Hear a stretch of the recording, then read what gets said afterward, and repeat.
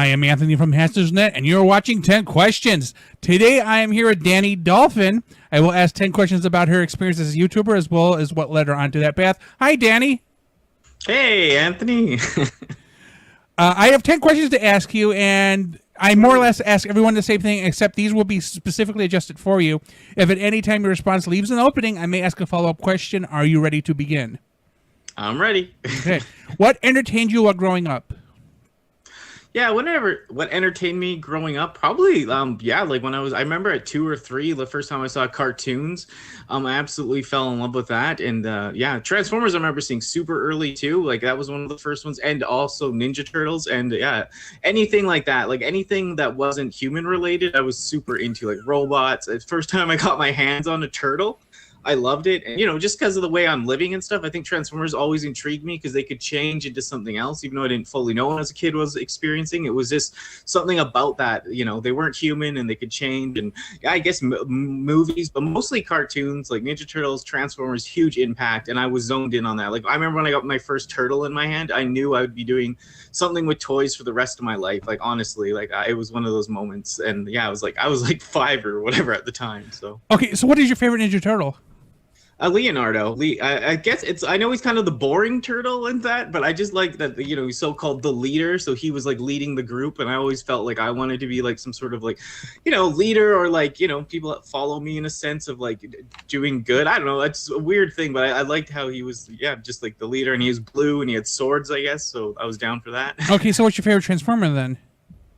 Favorite Transformer? I'd say Autobot would be Rotor Storm. I know he's like an egocentric guy in the old in the comics and stuff. It's one of the UK Turbo Masters, and yeah, I've just ever since I saw him, I fell in love. And I'm usually a Decepticon fan, but he is absolutely my #1 favorite Autobot. Okay, so what made you decide to start a YouTube channel?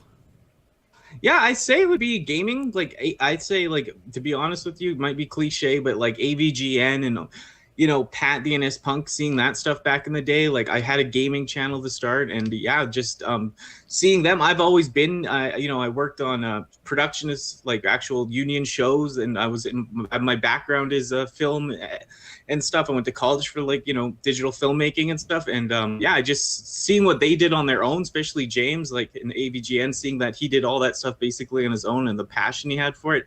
I mean, I always wanted to do something like that. I should have done toys right away, but, you know, I know it was a bandwagon thing to jump on with the gaming at the time, but hey, at least they got me started, you know? Okay. So when did your YouTube channel premiere? I think it was 4 or 5 years ago now, so I guess I'm a failure at YouTube. But yeah, what wouldn't be a failure for you? Like, what are your like, some end of a couple thousand, or is it? Yeah, 2,000 I just hit. I just feel like the thing I always compare, I used to do Twitch before, and I actually was way more successful. I think I got like close to 1,300 subscribers in 8 months, and I'm at 2,000 on YouTube in like 4.5 years, basically. The first 2 videos I put up, I didn't really start doing stuff right away, but you know, I just thought like I grew fast. You know, my Instagram, like, I want, you know, 12,000 followers. Like, other platforms I seem to grow much quicker. YouTube is a bit slower, but, you know, it's kind of a boys club on YouTube, I found too. So if you don't fit in exactly and you're a little different, it might be a little harder. I mean, that's just the way I've experienced it. But okay, so then what? Well, I'm going to ask actually 2 questions for this one. Yeah. What did you initially offer on your Twitch channel, and then what did you initially offer on your YouTube channel?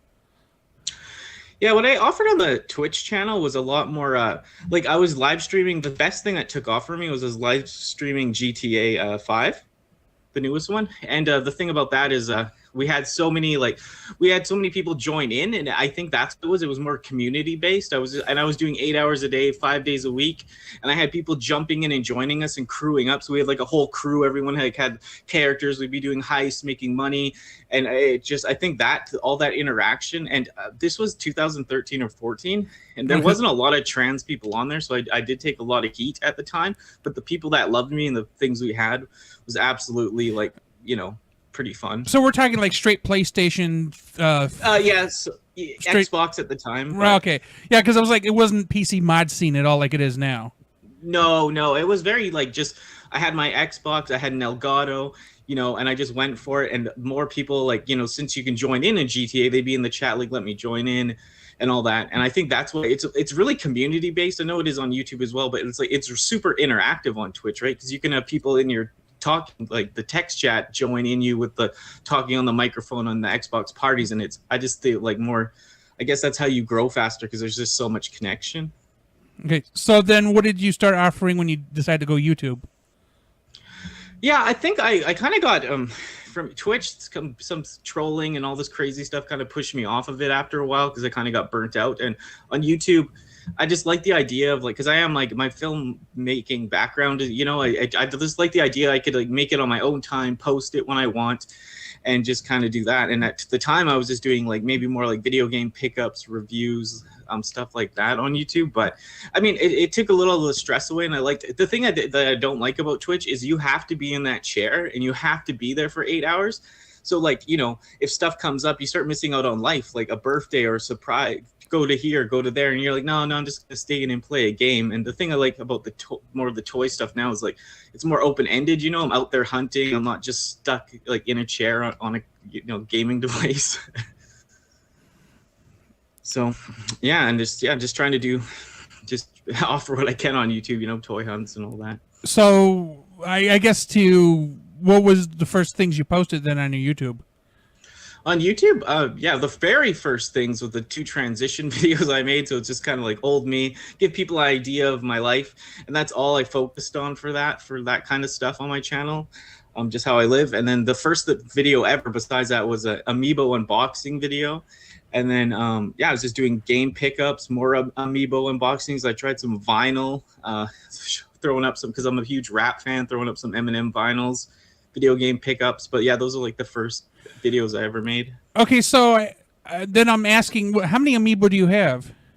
I don't have every single one, but I almost do. Like, I'm missing, like, some of the Japanese exclusives. Oh wow, you're that Hunter type of collector. Okay. I opened them though. Well, right, but you buy every variation of every version. That is bacon level obsessive.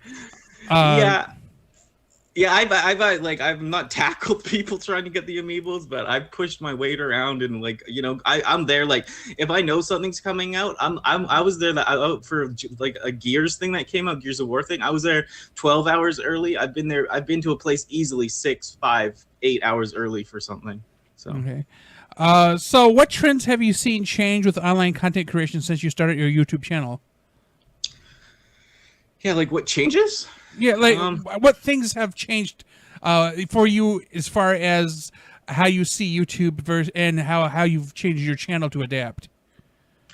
Yeah, I just the different formats, I guess. And, like, I seen a lot. I actually went through my list of who I've been following, and I noticed, because I said I was into gaming stuff and retro stuff at the time, because I thought that's what I wanted to do. And I've noticed a lot of people that when I have absolutely abandoned YouTube. They didn't change. They didn't do anything else. They just moved on, or they're gone, right? And for me, there might be a month or a couple of weeks, or it's less videos, but, like, I went into the toy stuff. I started watching.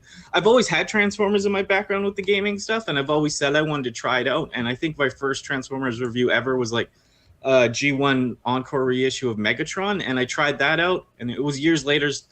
It was years later till I did it again. But, like, I kind of saw that the gaming stuff was going nowhere, and I needed a change. Like, I can't do the same thing over and over and expect, a different outcome. Definition of insanity. But I kind of just went with the Transformer thing, and met Optimus Wilbur and Input and the Tails gang, and, like, life's never been better ever since. Okay, so what do you think brings people to your YouTube channel now? I'd say the silliness, the quirkiness of me. Just, I'm trying to be the Danny's worlds that I'm doing now. They're a little bit more personable. Before, I was kind of that person just holding something up on the screen and being like, I got this, check it out, blah, blah, blah. But now, with the Danny's worlds, you see me a little bit more slice of life. I'm in the stores. I'm just more relaxed. And I think people come for, like, more the stuff I have, but, like, they come for the personality than the stuff I have now, the jokes, I accept, and I don't dwell on, like, how people should live or any of that, but I'm just, expect, just try to offer like a safe space and a fun place without getting like heavy political, or you know what I mean. Yeah. So, what changes do you have planned for your channel in the future? I mean, yeah, I just like to. I guess I like health. Always had a couple health issues with energy, so I just like to do more videos. I basically have, like we were talking earlier before the stream about like equipment and stuff. I basically have like all the lights I'd ever need, microphones, computers. But I just kind of want to do more. Like I just want to make more reviews, or more to discussion videos. I just kind of want to make more, and always up the content as much as I can.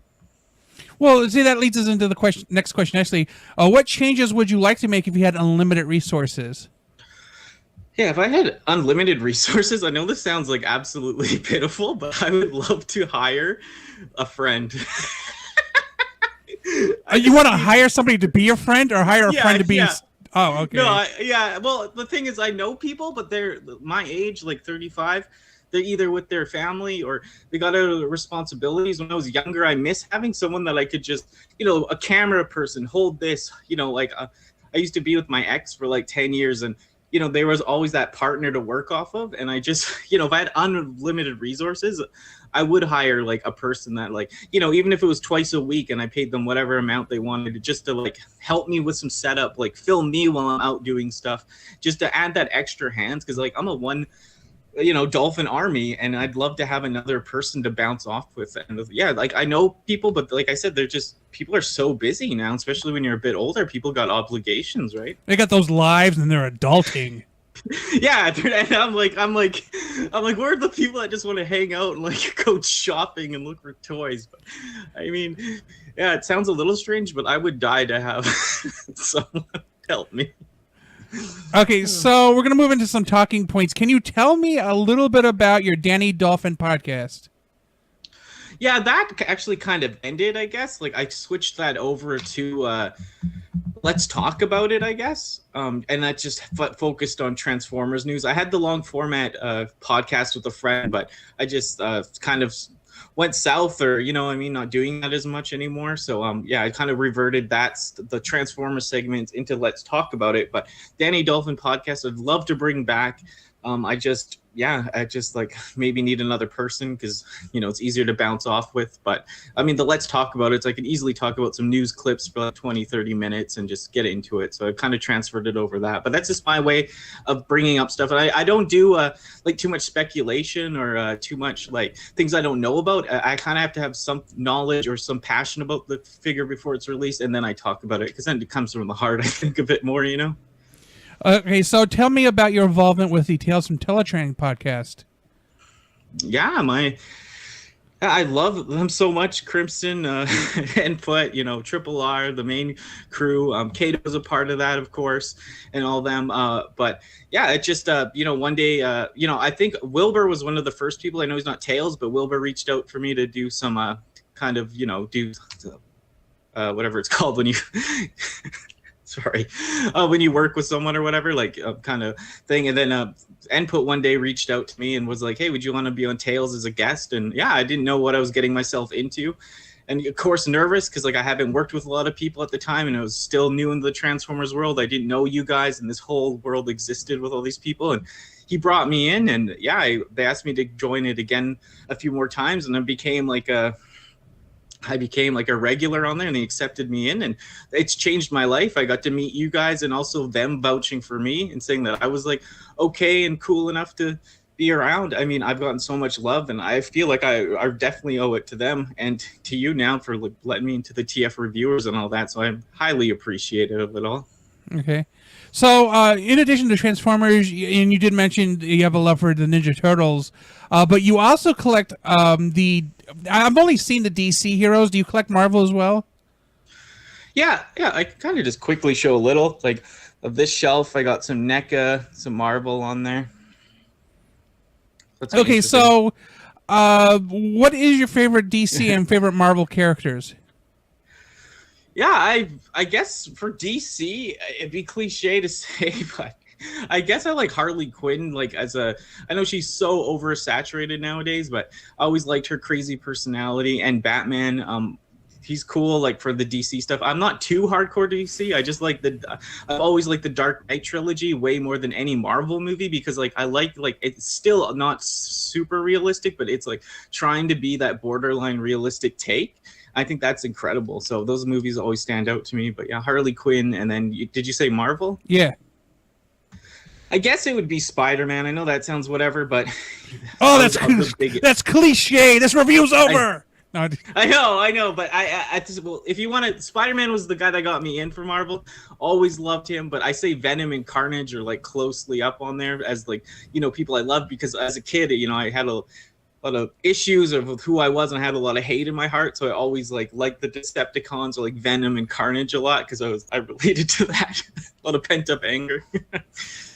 Okay, so you mentioned video games, specifically GTA 5 before. Do you have a favorite video game or franchise? Yeah, I mean, I think it's gone back to the older stuff. My favorite games of all time, I don't have super like pinpointed favorites, but would be the first Mario Brothers, and then Teenage Mutant Ninja Turtles in Time, and then the first Donkey Kong Country. I mean, those are my favorite like old school games, you know, if I had to pick. But you know, I'm a big fan of like some of the newer stuff, but like the Uncharted series and stuff like that. But I'm just not as involved because I don't have as much time as I used to. Okay. So getting back to the questions, did you wish to mention anything else about your YouTube channel? No, not necessarily. Yeah, just it's there if you want some silly, quirky fun and whatever. Yeah, come hang out. Okay. So, do you have content on other outlets, and how can people find out more about your content? Now, I have your Facebook, which is facebook.com/OMG Danny Dolphin 86. Your Instagram, which is instagram.com OMG Danny Dolphin. Your Twitter, which is Danny_Dolphin, and your YouTube, which is Danny Dolphin. I'm picking up on a theme. I'm not quite sure what it is in this naming. So obviously you want people to subscribe to these things and watch your videos. Anything else you want to say before we go? No, just thanks for having me, and yeah, it was fun, and yeah, just I'm here. I feel like the ride's just beginning, so let's see where it goes. But yeah, follow me, and always catch Tales of Teletrans 6 p.m. Central Standard Time on Input's channel. So yeah, come hang out with us, some Transformers friends and geeks, and yeah, thanks for having me. Okay. So to everybody who's watching, if you have any comments or questions, please post those. Also, don't forget to check out Jenny's Facebook, Instagram, Twitter, and YouTube. And thank you all for watching. Please remember to like and subscribe.